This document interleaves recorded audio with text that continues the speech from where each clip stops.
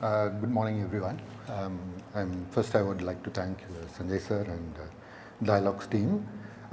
It's a pleasure and an honor to present our work here. I'm always interested in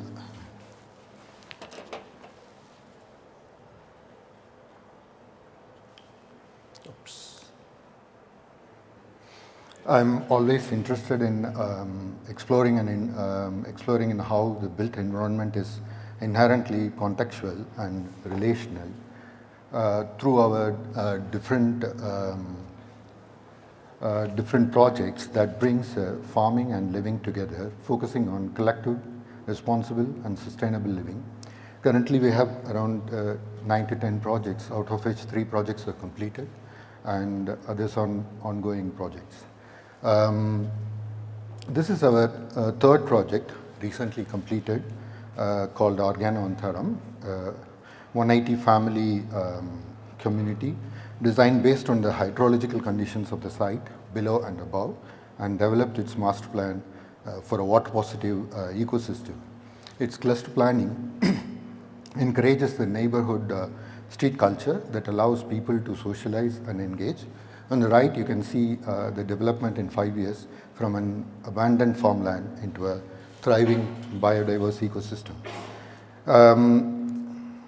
These sustainable projects generally focus on 7 aspects of like net zero in terms of energy, water positive, passive systems and lighting and ventilation, people and pedestrian centric, native organic farming, and more.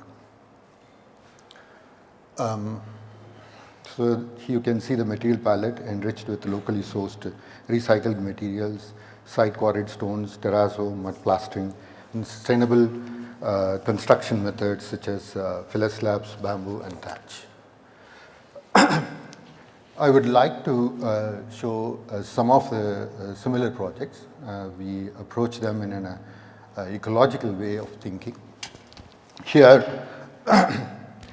you see the engraved drawing showing the front page of the Marc Antony Logier's book titled Essays on Architecture in 1755, urging architects to shed decorations, that time it was a baroque, and go back to the essence of the primitive hut. What interests me in this is the woman who represents architecture, and she is pointing to a primitive hut, almost merging with the nature. On the other hand, she holds measuring tools and drawing tools. This signifies architecture is all about how we measure and control nature. My interest is in this juncture of architecture and nature. One is about control and the later is about wilderness. Conceptually, architecture always resists wilderness and stays calm, control, leading to isolated systems. Here we have attempted through certain methods to bring these oppositions into a contiguous system that flows from one onto the other like our traditional built environments. Here is the first method. I call it as a pilgrimage, explored in a mid-rise community development of a weekend studio, flats called Ruhrman Loft, focusing on health and social aspects of communal living. This is my usual travel with my family to this pilgrimage. I get to Sabarimala. I guess all of you experienced this similar kind of experience of pilgrimage. So many times we did, every time it invokes a new feeling of excitement and a rejuvenation. The diagram shows the pilgrimage. The journey starts from right bottom and culminates in the left top. Different activities are marked along the path the people will perform. Apart from its religious significance, these different activities varies for different age groups, first timers, 18 years, old age, and so on. In different times and climates. Sometimes we walk in sun, sometimes in fog, sometimes it's too rainy and we walk. What interests me is that not only these events happen sequentially in different ways, but also they happen across topography. Not just in a single space in a building, The rejuvenation they seek is not just happen by the culmination of the event, but by the experience of the sensorial active journey taking along the topos. Back to my project in Rurban Loft, this diagram shows a ritualistic path that residents and the guests take through the site and the building. Here the red dotted lines are showing the jogging paths and organized along with health related programs, and the pink line showing the social path that are organized along with social nodes such as staircases, communal gardens and social programs. Instead of having a passive relation to green in the nature, I created an active integration between built form and green. With strategic formal edits, both 2D and 3D allows the green to flow in between and over the form. The sloped facilities facilitate the movement path across the site and building with a seamless transition. The formed slopes allow a stepped landscape for interaction zones and enrich with the different kinds of activity to make it memorable and dynamic. These social active paths connect different aspects of the program from a calm, serene forest walk to a camping zone to the terrace level pool and yoga deck, barbecue and terrace farming and sundowner decks, etc. The solar roof, enough to produce energy for the entire community, creates a shade and bring down the harsh radiation at the terrace level. Here the built form almost submerged into the terrace level.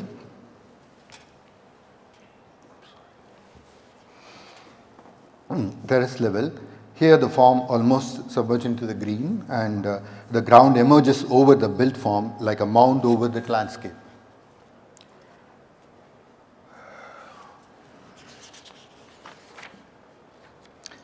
The stepped landscape activates different levels of social and communal interactions along the productive landscape and connect ground to the terrace tops.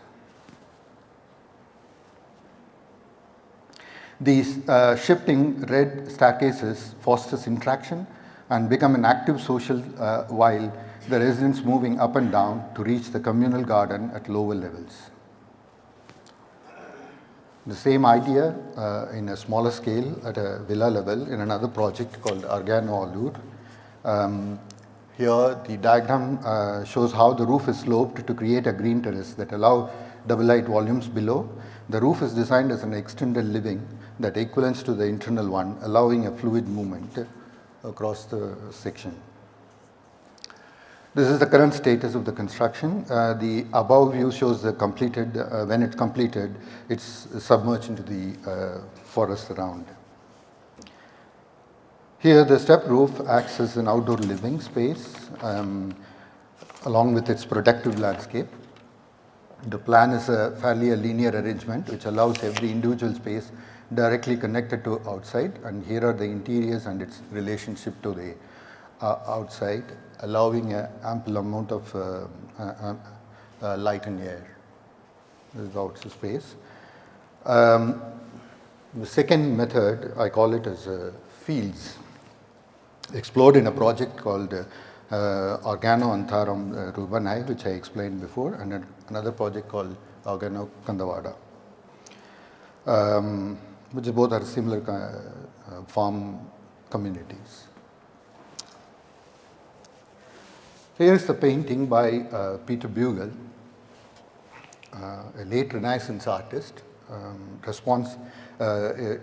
response to the Renaissance movement from the Northern Europe. Unlike the Renaissance artist, his composition lack any single focal point, but are made up of many competing figures and objects, all rendered more or less equally and requiring the viewer, not the artist, to select what is important to focus on this field of activities.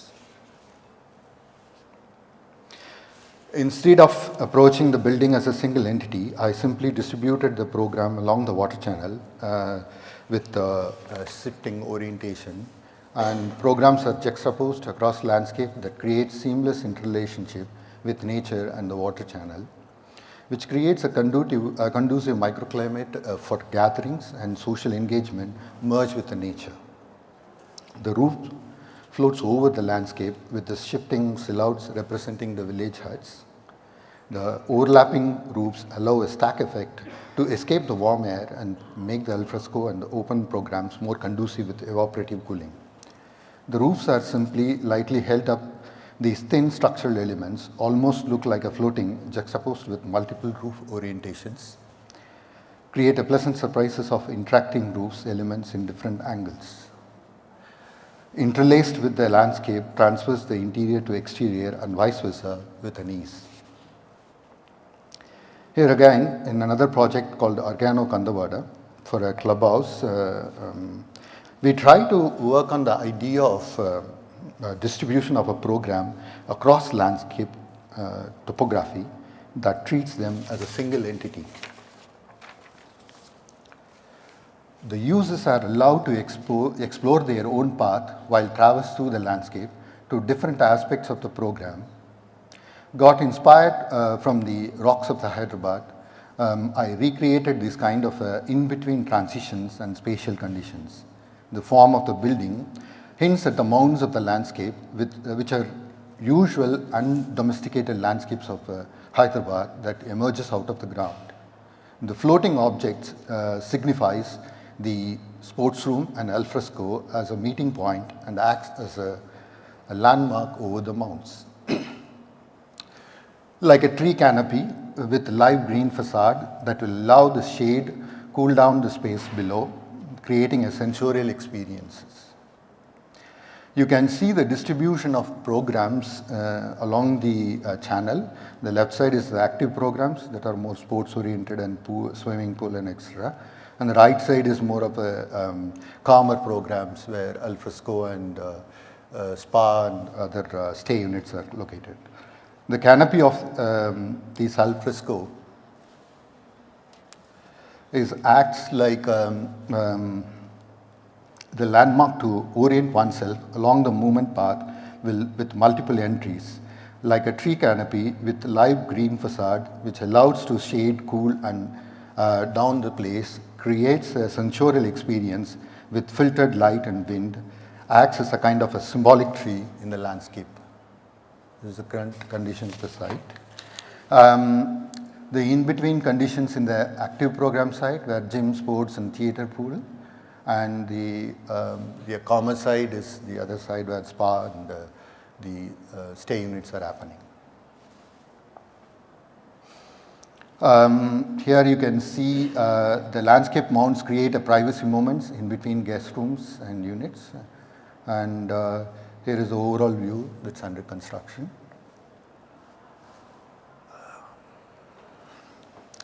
So here in this project for a 3D printed sales center in Riyadh, we approached a method of an implosion. This is with architects from Dubai called X-Architects. We collaborated with them, and so we approached a method of implosion that is exactly the inversion of the idea of a distribution of built form and landscape. We have always been interested in this intersection of high tech and low tech and how we could combine them to make speak of our time and the continuity of the past, and sometimes historic setting seems much more advanced than today's technology. The Ad Riyadh's site on the left hand side, Riyadh showcases the unique Najdi architectural style characterized by the traditional mud brick building. It is one of the most celebrated UNESCO heritage sites in the region. It is extraordinary how time and weather have shaped and dissolved these mud structures from their geometrical systems to a very fluid and unique architectural remnants. Inspired by this, for the sales center model in Riyadh, we explored the idea of using power of absolute precision to create something that felt unfinished, handmade and weathered. A way to turn back time and let architecture to be nostalgic, cultural icon from the past. Here the walls become more pliable and softer, pushing and bending one another to create spaces and voids. The spaces link through topographical continuity, creating various paths of discovery between programs. The architectural experience continuously flips the boundary between inside and outside, where every program allows one to explore the open paths as much as the internal connections. Like Adriya, the wall creates layers that wrap into each other, rising and falling to create entrances, semi-open courtyards, and landscape pockets. Instead of an additional system, we repurpose the idea of shading through density and proximity that is very common design strategy in vernacular settlements.